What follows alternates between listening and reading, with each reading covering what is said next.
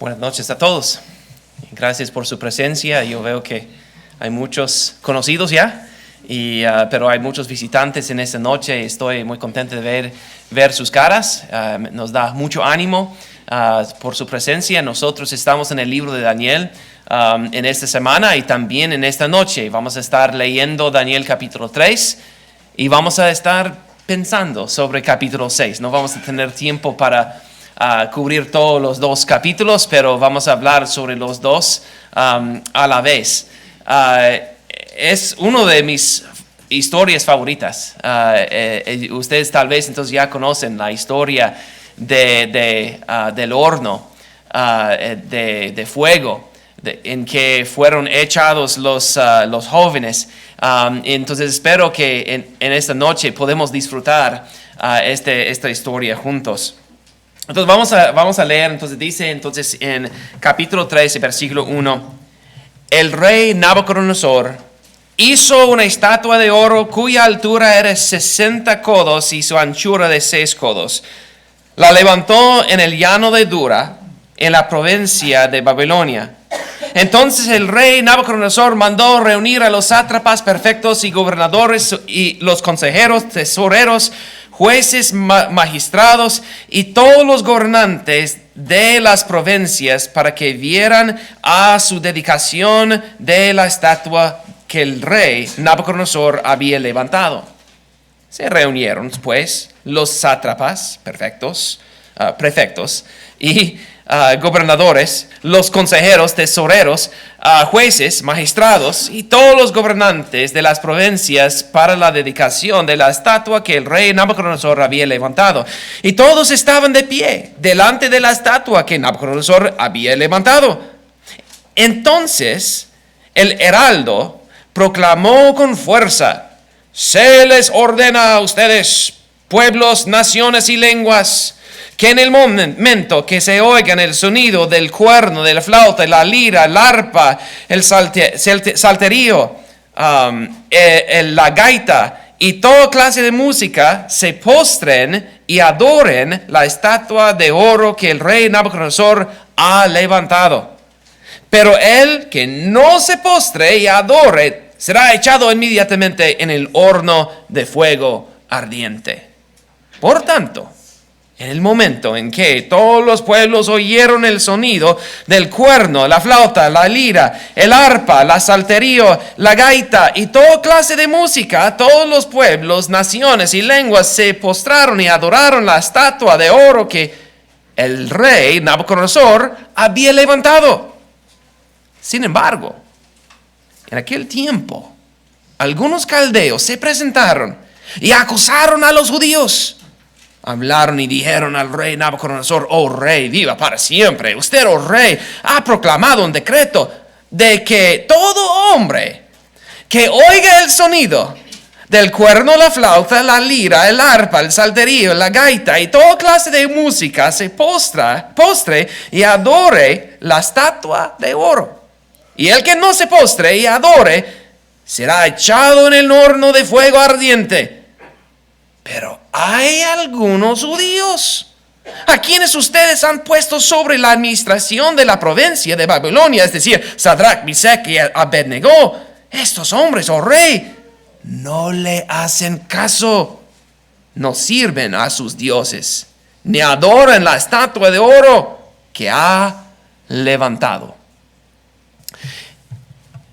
Entonces tenemos esta historia de Nabucodonosor levantando una estatua. Es muy interesante que él está levantando una estatua inmediatamente después de leer sobre una estatua en capítulo 2. Me pregunto si él está levantando esta estatua después de este sueño, esta visión de tú eres la cabeza de oro.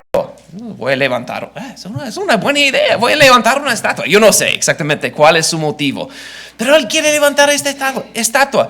Es una estatua muy diferente, una estatua de 30 metros, muy alto, de 3 metros, muy angosto. Entonces, no sé cómo es exactamente, es redondo. Yo tengo muchas preguntas sobre esta estatua, pero es algo muy impresionante. Es algo, dice el texto, que es la estatua que Nabucodonosor ha levantado. ¿Se ve entonces el orgullo que tiene Nabucodonosor sobre esta estatua? Vez tras vez tenemos la repetición, vez tras vez, que es la estatua que Nabucodonosor ha levantado. Una nota sobre la repetición en la Biblia. Muchas veces hay repetición en la Biblia, ¿no? En los Salmos, aquí en Daniel, en la ley de Moisés. Y muchas veces nosotros nos cansamos de la repetición y preguntamos, ¿y por qué? Dios ya había dicho esto. ¿Y por qué tenemos que leerlo otra vez? A veces entonces tenemos un mal entendimiento sobre la repetición. Pero cuando hay repetición en la Biblia, debemos entonces pensar bien por qué hay esta repetición. Si hay repetición, bueno, los padres hacen esto. Si están repitiendo algo, ¿por qué están repitiendo algo? Para enfatizar esto, ¿no? No me están escuchando. Yo repito, no me están escuchando. Entonces, en esta forma, la madre o el padre puede enfatizar algo. Y también el Espíritu Santo no pierde espacio en la Biblia. Y cuando está repitiendo algo, eso debe ser, como buenos estudiantes de la Biblia, entonces una nota, debo escuchar un poco más. En este capítulo en sí hay mucha repetición, ¿no? Estoy batallando con todos los oficiales que hay aquí y todos los instrumentos. ¿Cuántas veces vamos a leer sobre estas personas? Pero sí, otra vez, entonces hay un punto sobre la repetición, que este momento no es solamente un momento de, una fiesta privada de Nabucodonosor en que él va a abrir entonces esta estatua. Eso es algo enorme. No solamente entonces es un oficial favorito que va a juntarse. No, son todos.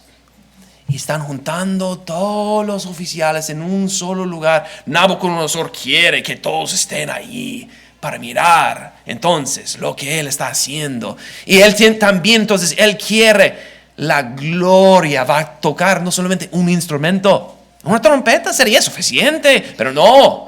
Queremos todos esos instrumentos. Vamos a tocar los instrumentos. ¿Para quién es la gloria? No tanto para la estatua. Es para él quien hizo la estatua. Nabucodonosor tiene este orgullo sobre esta estatua. Entonces él quiere que todos celebren juntos. Él invita a todos los oficiales con toda clase de instrumentos exóticos. Son instrumentos de lugares diferentes.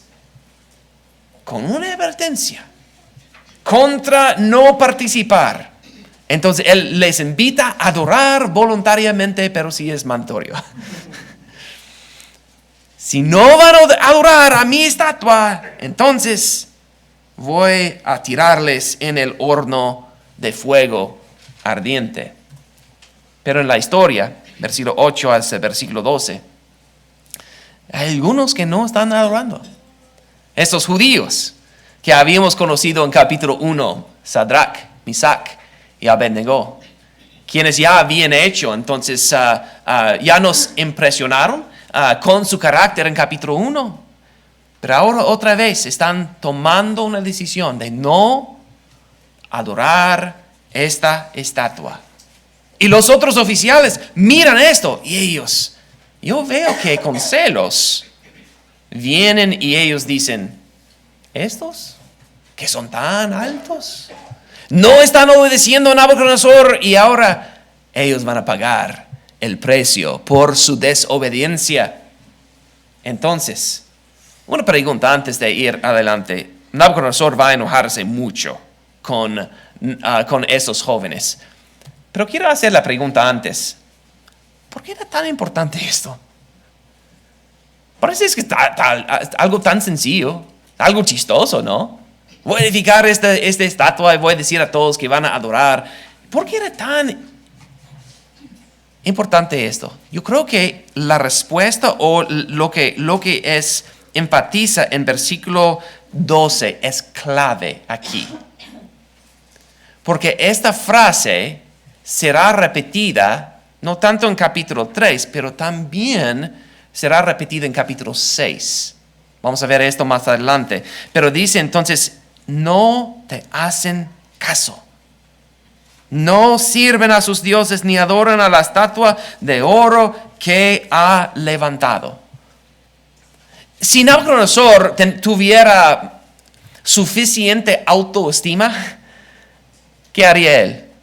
Bueno, si no quieren, está bien.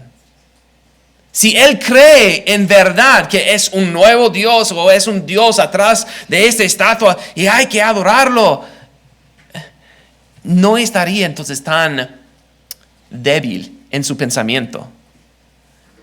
Pero cuando él escuchó que alguien no está haciéndole caso, ahora sí, es algo personal. Porque no están adorando mi estatua, es mi estatua. No están dándome a mí honor. Esto sí es el problema más grande aquí. Él había llamado a todos, no solamente para celebrar su Dios, sino para celebrar las ideas de Nabucodonosor. Celebrar quién soy yo y mis ideas tan increíbles. Es muy orgulloso este hombre, ¿no? Vamos a hablar sobre esto mañana, el orgullo de Nabucodonosor. Pero hay una aplicación en todo esto, que nuestra sociedad también tiene muchos dioses. Y nos llama a todos nosotros a inclinarse a sus dioses. Así es, ¿no? Si hablamos sobre los dioses de la riqueza, si hablamos sobre lo que dice la sociedad que es importante para ellos, dice que nosotros también tenemos que inclinarse y apreciar quiénes son ellos. No es suficiente ser solamente tolerante de la sociedad, sino quiere el mundo que nosotros aceptemos y celebremos sus ideas. Ustedes pueden ver a dónde voy con esto, ¿no? Nosotros vivimos en un mundo muy loco. Y ahora en que están casándose los hombres con los hombres, las mujeres con las mujeres. Y practicando toda clase de mal. Pero ahora quiere que nosotros entonces no solamente aceptamos y amamos a los que hacen decisiones diferentes, pero quiere que nosotros adoramos a ellos, celebremos a ellos, que afirmamos sus decisiones. No podemos llamar algo pecado, ya no. Solo es un estilo de vida alternativa. Solo es una elección diferente. Es muy increíble cómo ha pasado esto aquí en nuestro país. Y cómo está cambiando también los países en todo el mundo. Por el Hollywood ahora estamos regando también estos pensamientos, no solo en los Estados Unidos, sino que en todo el mundo. Hasta México, Guatemala, los países latinas. Y es algo que nos da mucho miedo por lo que va a enfrentar nuestros hijos en el futuro.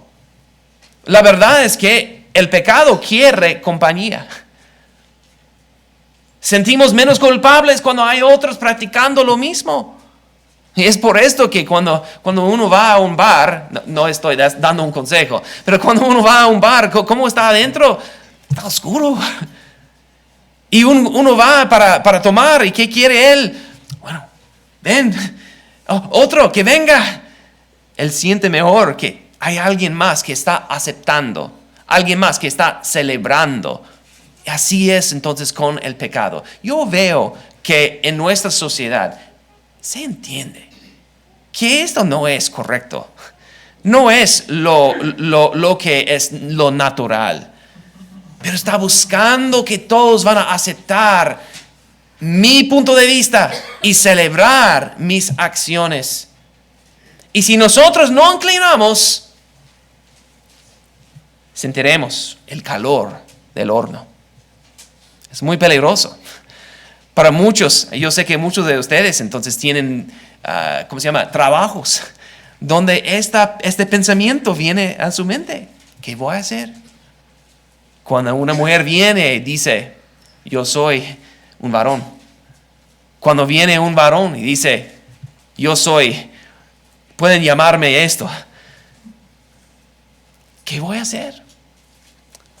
Este capítulo nos da mucha sabiduría y mucho valor para decir que nosotros como cristianos no debemos inclinarnos a los ídolos de este mundo, aun si nosotros tenemos que sentir el calor del horno. Hay un versículo en 1 de Pedro que me ayuda bastante. 1 de Pedro, capítulo 4. Hay muchas conexiones entre el libro de Daniel y 1 de Pedro. Los dos capítulos, los dos libros están hablando sobre cristianos o hablando sobre santos, el pueblo de Dios, afuera de su lugar normal. No somos de este mundo, somos de los cielos. Y habla mucho sobre el sufrimiento por lo cual entonces ellos tienen que pasar, porque están enfrentando el mundo, diciendo, seremos cristianos, no importa lo que sea. Miren lo que dice entonces, capítulo 4, versículo 12. Amados, no se sorprendan del fuego de prueba que en medio de ustedes ha venido para probarlos, como si alguna cosa extraña les estuviera aconteciendo.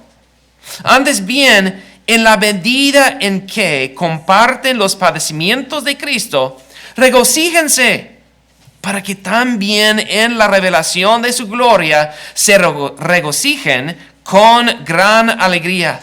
Si ustedes son insultados por el nombre de Cristo, dichosos son, pues el Espíritu de gloria y de Dios reposa sobre ustedes. Ciertamente por ellos Él es blasfemado, pero por ustedes Él es glorificado. Que de ninguna manera sufra alguien de ustedes como asesino, o ladrón, o malhechor, o por entrometido. Pero si alguien sufre como cristiano, que no se avergüence, sino que como tal glorifique a Dios. Porque es tiempo de que el juicio comience por la casa de Dios. Y si comienza por nosotros primero, ¿cuál será el fin de los que no obedecen al evangelio de Dios? Y si el justo con dificultad se salva, ¿qué será del impío y del pecador? Así que los que sufren conforme la voluntad de Dios encomiendan sus almas al fiel Creador haciendo el bien. Qué bonito este pasaje. Que número 1 nos recuerda que sufrir como un cristiano no es una cosa extraña. Debemos anticipar que vamos a sufrir como cristianos porque somos diferentes. Tenemos una vida diferente. De hecho, que si no estamos sufriendo, quiere decir que tal vez somos más como el mundo que debemos ser. Pero dice entonces que si vamos a ser cristianos, vamos a sufrir. Pero si sufrimos como cristianos, ¿qué estamos haciendo? Estamos glorificando a Jesús y compartiendo con los padecimientos de Él. Como Él fue burlado, también nosotros somos burlados. Pero igual como ellos se burlan de Él, blasfeman a Jesús, nosotros con nuestras acciones estamos glorificando a Él. Y en el final sí, entonces es el fuego de prueba. Es algo que la prueba, entonces la prueba y el juicio comienza por la casa de Dios. Yo creo que está diciendo que somos probados aún ahora. Pero es el mismo prueba, el mismo juicio que va a enfrentar el mundo. Ellos no van a estar listos, pero estamos probándonos, estamos preparándonos. cada vez que nosotros somos perseguidos, ¿qué estamos haciendo en versículo 19? Encomiendo nuestra alma al Creador haciendo el bien. Que Él va a cuidarme. No importa lo que va a pasar acá. Yo tengo la confianza que en la eternidad yo estaré bien. Estoy en buenas manos con Dios. Regresando a Daniel capítulo 3. Leemos aquí entonces sobre Nabucodonosor, muy enojado ahora.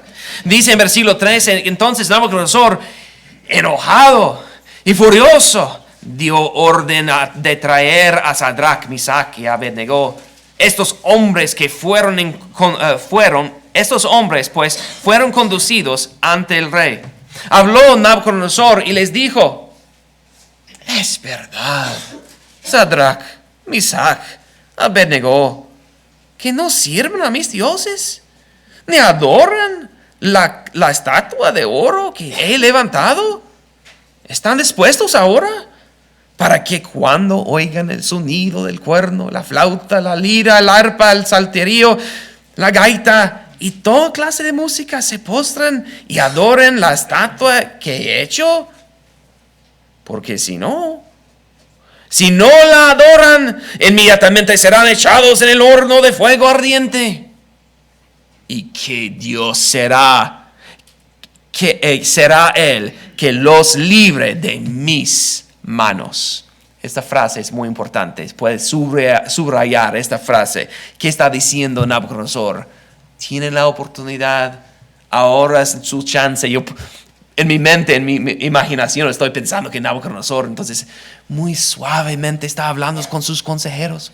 Oh, por favor. Pero luego cambia su voz al final, porque está advirtiendo a ellos: si no van a adorar mi imagen, serán echados en este horno de fuego. ¿Y cuál es su pensamiento? No hay ni Dios, ni hay un Dios que puede librar de mis manos. Pero mire cómo es la respuesta de versículo 16, Sadrach, Misach y Abednego. Dice en versículo 16, Sadrach, Misach y Abednego les respondieron al rey Nabucodonosor: no necesitamos darle una respuesta acerca de este asunto. Ciertamente nuestro Dios, a quien servimos, puede librarnos del horno de fuego ardiente. Y de su mano, oh rey, nos librará. Pero si no lo hace, ha de saber, oh rey, que no serviremos a sus dioses, ni adoraremos a la estatua de oro que ha levantado. ¿Qué están diciendo aquí? Uno, entonces, Sadrach, Misach y Abednego responden y dicen que no necesitamos darle una respuesta. Yo tengo la idea que no es exactamente que una falta de respeto aquí. No es que se están diciendo que ni vamos a hablar contigo. No es la idea aquí, sino que la idea es que ya hemos hecho nuestra decisión. Ni tenemos que pensar de esta pregunta otra vez. Ya hemos hecho o ya hemos tomado nuestra decisión en este caso. Es una cosa que debemos entonces pensar, que cómo es que estos jóvenes pueden decir esto ahora en frente de Nabucodonosor. Es porque en privado ya habían hecho o ya habían tomado su decisión. Nuestra fe es una aplicación para nosotros, que nuestra fe debe ser igual en público que en privado. Si yo estoy entonces haciendo cualquier cosa en privado, entonces cuando estoy en público, enfrente con toda esa presión, enfrente de Nabucodonosor, por supuesto no voy a tener el valor. Pero estos son jóvenes que están haciendo la voluntad de Dios aún antes. Ya habían tomado su decisión. Ellos dicen entonces con fe, nuestro Dios sí puede librarnos. Ellos tienen esta confianza. Y ellos también dicen, nos librará en versículo 17. Ellos tienen esta confianza, que Él tiene el poder y sí Él va a hacerlo. Pero luego ellos dicen algo confuso, pero si no lo hace. No serviremos a tus dioses. Es un poco confuso para mí esos versículos. Ellos dicen que nos librará. Tenemos esta confianza, pero tal vez si no lo hace. Entonces, ¿cuál será? ¿Cuál es? ¿Dios va a salvarnos o no va a salvarnos? ¿Será que tienen confianza o no tienen confianza? Yo creo que la idea es esto. Uno, ellos dicen, nuestro Dios puede librarnos. Ellos han visto el poder de Dios. De hecho, en capítulo 1 ya habían visto el poder de Dios. Y vez tras vez han visto el poder de Dios en su vida. Y están diciendo que tenemos confianza, que Dios puede librarnos. Y también Dios nos librará. Pero luego en versículo 18, si no lo hace, ¿cómo debemos entender esto? Lo entiendo así. Tal vez Él va a librarnos aquí, ahora, en este momento. Qué bueno. Pero si no lo hace, todavía va a librarnos. ¿Cómo? Yo creo que entonces la implicación es, ellos están pensando sobre la vida que viene. Es igual entonces que como nosotros leímos en 1 de Pedro capítulo 4, que cuando nosotros hacemos las cosas de Dios, tal vez no va a librarnos en esta vida de todos los peligros, de todo el dolor. Pero tenemos la confianza que si Él va a librarnos y estamos encomendando nuestras almas en las manos de Dios, que Él sí va a librarnos en el final. Y es lo más importante. Pero lo que pasa, lo que Dios va a hacer es la decisión de Él. Increíble. Ellos no saben si van a morir en este momento o no. Pero han tomado la decisión, no serviremos a tus dioses. ¿Pueden pensar sobre la situación aquí? Tantas cosas, tantas tentaciones alrededor de ellos. Tenemos todos los oficiales mirando. Tenemos a Nabucodonosor en su trono mirando a ellos. Tenemos un horno ardiente. Y ahora ellos tienen que contestar. Pero ellos ponen su fe y su confianza en el Dios de Israel. Nosotros debemos también hacer la voluntad de Dios y permitir que Él haga lo que Él va a hacer.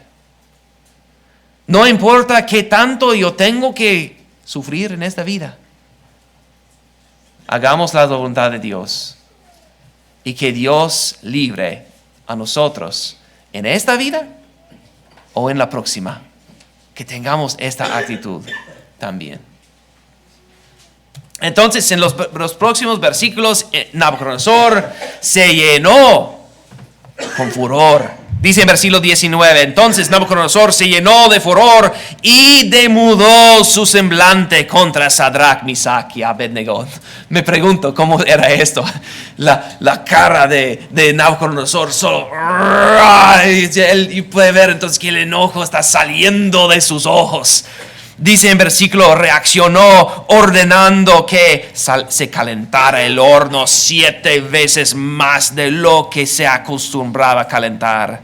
Y mandó que algunos valientes guerreros de su ejército ataran a Sadrach, Misach y Abednego y los echaran en el horno de fuego ardiente. Entonces estos hombres fueron atados y arrojados con sus mantos y sus túnicas, sus gorros y otras ropas en el horno de fuego ardiente, atados luego tirados de una vez en el horno. Y como la orden del rey era apremiante y el horno había sido calentado excesivamente, la llama del fuego mató a los que habían alzado a Sadrach, Misach y Abednego. Pero esos 3 hombres, Sadrach, Misach y Abednego, cayeron atados en medio del fuego en medio del horno del fuego ardiente. Entonces, es tan caliente el horno que matan aún unos que están atacando a los jóvenes. Y ahí están en medio. ¿Qué estamos pensando? ¿Qué está pensando Nabucodonosor? Ya están muertos. Como murieron mis soldados, no me importa esto. Yo soy el rey. Y ahora echó entonces estos jóvenes para mostrar a todos que yo soy el rey.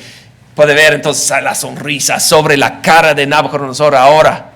Yo soy el rey. ¿Y alguien más quiere no adorar a mi estatua ahora? ¿Alguien más?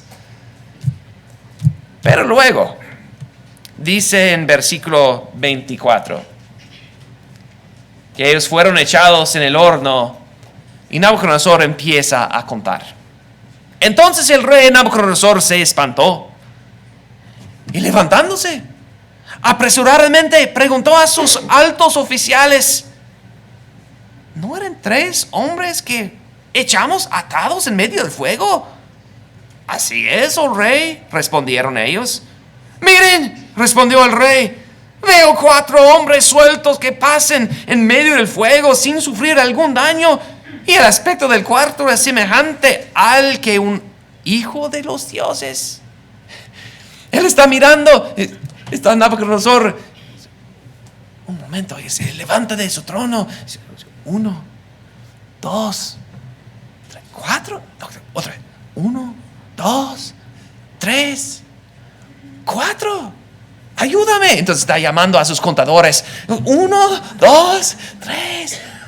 Hay 4 ahí. ¿Qué está pasando? Y están corriendo en el fuego. No son dañados. Y el otro parece como un ángel.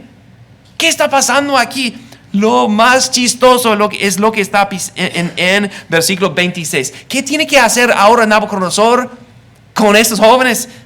Nabucodonosor no puede entrar en el fuego para sacarlos. ¿Pero qué hace él ahora? Entonces Nabucodonosor se acercó a la puerta del horno, del fuego ardiente, y dijo: Sadrach, Misach, Abednego, siervos de Dios Altísimo, salgan y vengan acá. ¿Qué está haciendo Nabucodonosor? Pidiendo por favor que salga, porque él no puede entrar, sus soldados no pueden entrar. Sus manos están atados y él no puede hacer más. Por favor, salgan.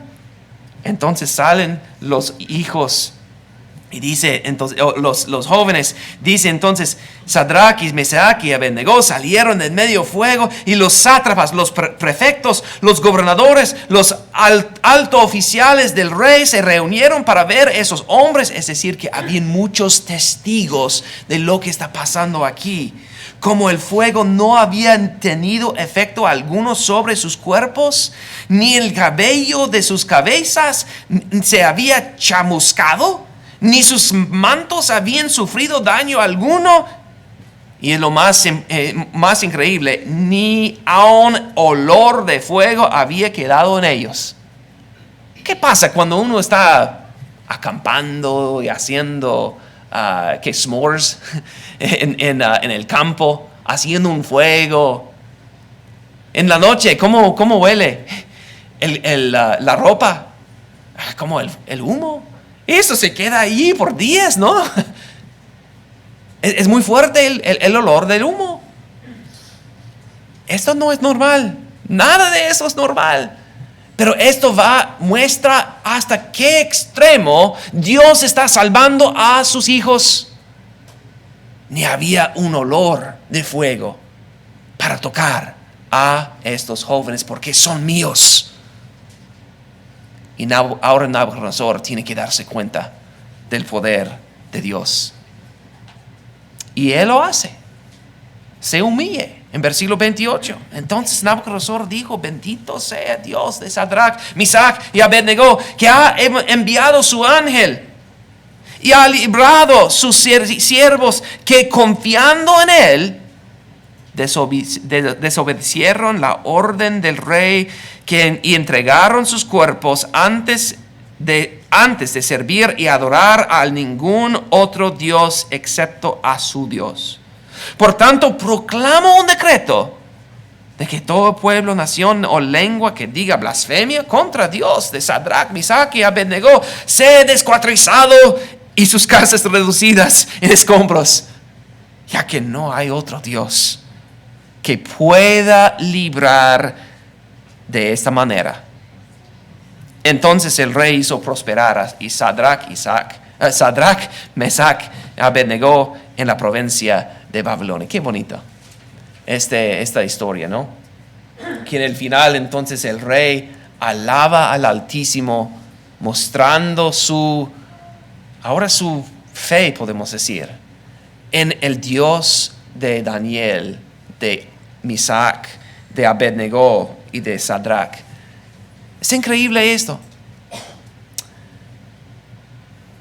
Es aún más interesante ahora también cuando comparamos esto también con el capítulo 6. Ayer nosotros platicamos un poco sobre la estructura del libro de Daniel y cómo es que esta sección de capítulo 2 hasta capítulo 7 está escrito en arameo y también tiene una estructura muy, muy interesante. Capítulo 3 y capítulo 6 en realidad dicen la misma historia. Bueno, son dos historias diferentes. Capítulo 3 va a hablar sobre los 3 jóvenes que son echados en el horno de fuego. Y capítulo 6 va a hablar sobre Daniel, quien está echado en el foso de los leones. Pero es increíble cuántas cosas son paralelos en capítulo 3 y capítulo 6.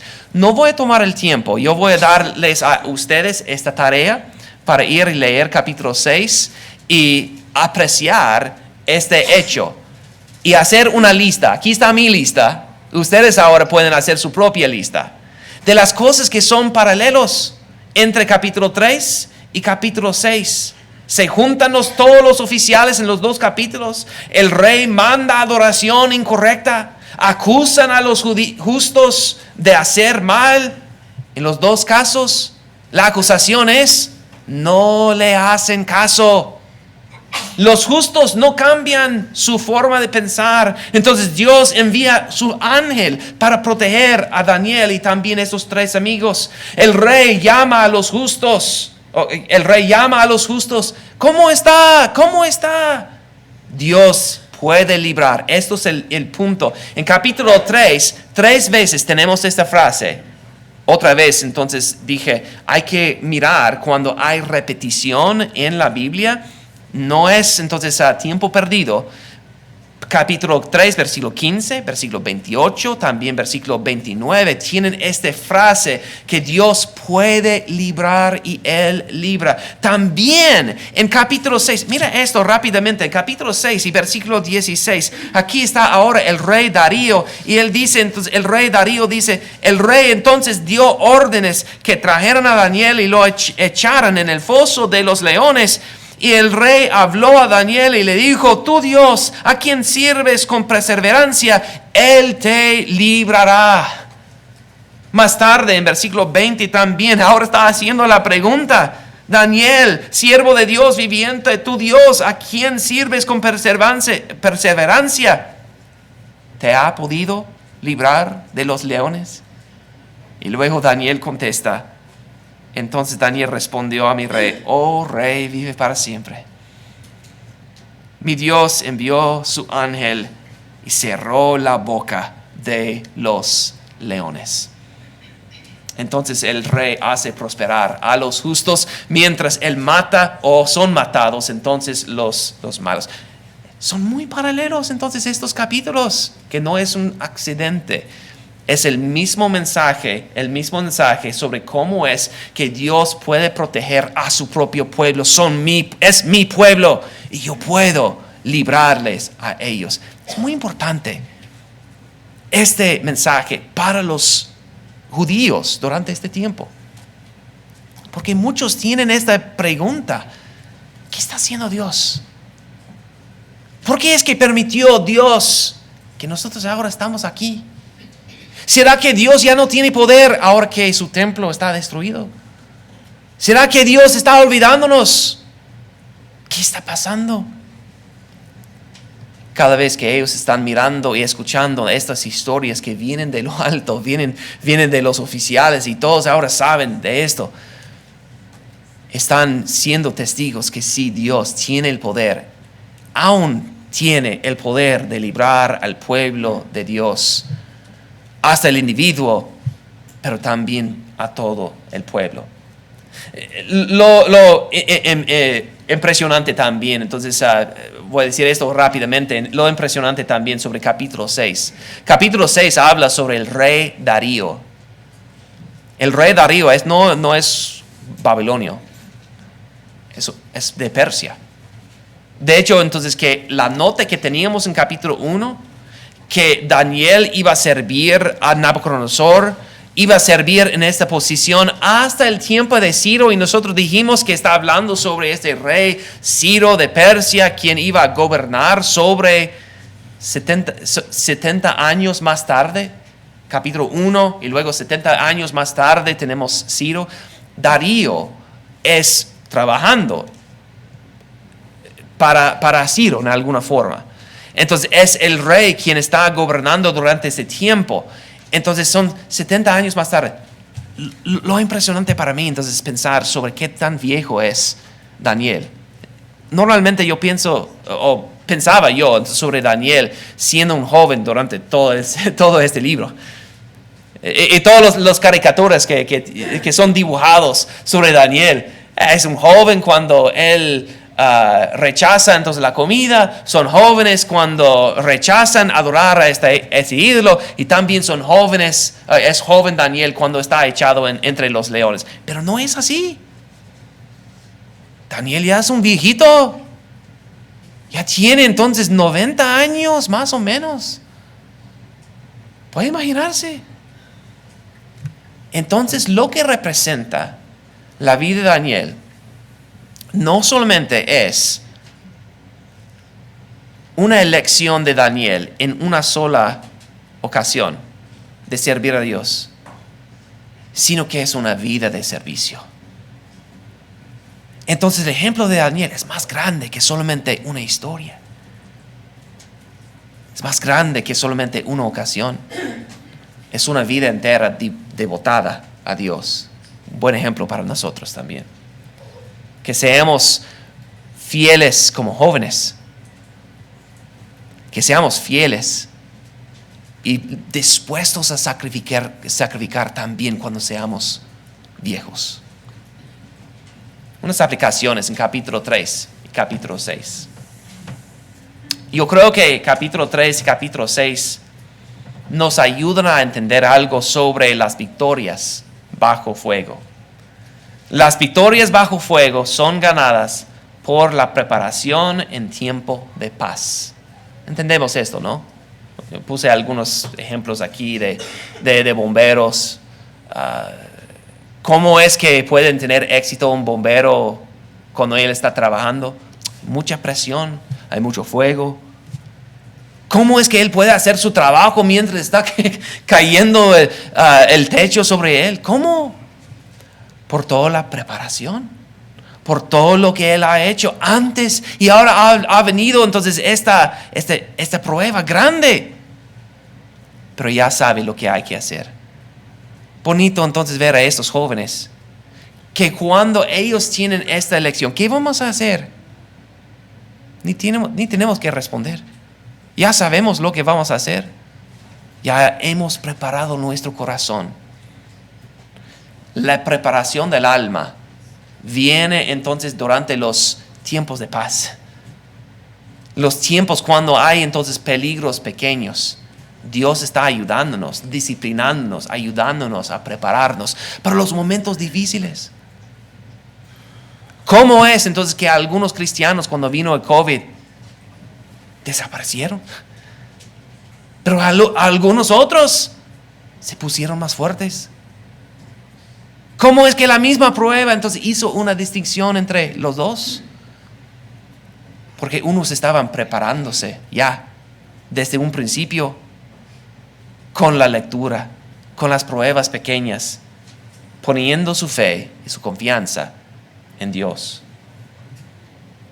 También podemos decir que hay una gran aplicación sobre el poder de Dios para cerrar la boca de los leones. Aquí están algunos versículos relacionados con leones y cómo utiliza entonces esta figura.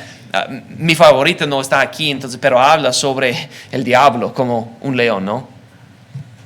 y cuántas maneras en que el diablo está tratando de comernos. Que es como un diablo está tratando de comernos, matarnos. Pero nosotros tenemos a un Dios quien puede salvarnos, no importa lo que sea la dificultad. Dios tiene y Él cierra la boca de los leones. Pero mientras Él cierra la boca de los leones, también Dios abre los corazones de los hombres por medio de las acciones y nuestra participación. Por medio de sus acciones, las acciones de Él, pero también nuestra participación. Esto es algo increíble para mí. Que en capítulo 3 de Daniel, capítulo 6, al terminar con estas historias, la reacción del rey en sí es que ellos adoran al Rey del universo. Ellos se dan cuenta que sí hay un Dios en los cielos. Entonces, por medio de las acciones de estos hombres, Sadrach, Mesach y Abednego, y también Daniel en capítulo 6, Dios está con sus acciones mostrando su poder, pero también permite que estos hombres que tengan una oportunidad para participar en esta gloria. Es igual como nosotros leímos en 1 de Pedro capítulo 4, que cuando nosotros sufrimos por ser cristianos, ¿qué pasa? Bueno, su nombre es blasfemado por los demás, pero por medio de nosotros, Él es glorificado. Por medio de nuestras acciones puede ser entonces que por sufrir, aun sufrir, los demás van a ver entonces la gloria de nuestro Dios, que por medio de mi vida sencilla, mi sufrimiento, mi participación, Dios puede actuar y salvarnos y abre entonces los corazones de los demás. Yo creo que hay un texto de Mateo capítulo 5, muy conocido en el Sermón del Monte, cuando Jesús habla a los cristianos y dice a ellos, entonces, que ustedes son, ¿qué? La luz del mundo. Mateo capítulo 5 y en versículo 16, versículo 14 dice, ustedes son la luz del mundo. Una ciudad situada sobre el monte no se puede ocultar, ni se enciende una lámpara y se pone debajo de una vasija, sino sobre el candelero y alumbra a todos los que están en la casa. Así brille su luz de ustedes delante de los hombres, para que vean sus buenas acciones y glorifiquen a su Padre que está en los cielos. Es increíble que por medio de mis acciones pequeñas, que puede entonces abrir un camino para que otros adoren a Dios y glorifiquen a Dios. Yo solo soy un instrumento para la gloria de Dios. Así debe ser nuestra actitud. Si tengo que morir, está bien. Si tengo que sufrir, estoy de acuerdo. Pero que sea glorificado nuestro Dios en los cielos. Espero que esto sea entonces nuestra actitud, hermanos. Espero que esto ha sido entonces algo de ayuda para nosotros, algo de edificación para que salgamos y no corremos del sufrimiento, sino que lo aceptemos, sabiendo que en el final Dios es glorificado y sabiendo que Dios puede librar a los justos. Voy a dejar entonces el sermón con ustedes. Gracias por su paciencia y por su buena atención, y que Dios nos bendiga en el estudio de su palabra.